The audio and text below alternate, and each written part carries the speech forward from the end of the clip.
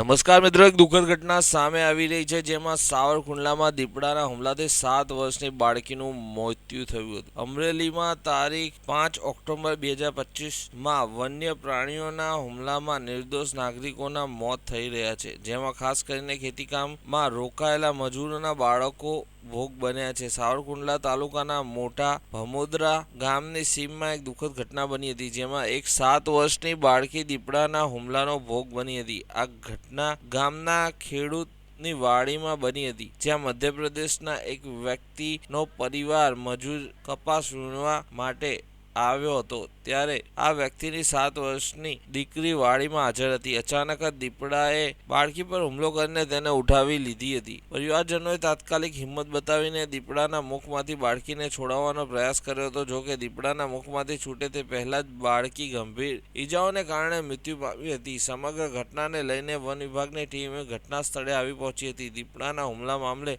દીપડાના હુમલાથી બાળકીનું મોત થયું હતું. દીપડાને પકડી પાડવા માટે વન વિભાગની ટીમે પાંજરા ગોઠવવાની કામગીરી કરી હતી. મિત્રો, આવી ઘટના બનતાની સાથે જ ચકચાર મચી ગઈ હતી અને પરિવાર પર દુઃખનો માહોલ સર્જાઈ ગયો હતો. તમારે શું કહેવું છે આ ઘટના વિશે? કમેન્ટ કરીને જરૂરથી જણાવજો. આવા જ વિડીયો જોવા માટે અમારી ચેનલને સબસ્ક્રાઈબ કરી લેજો.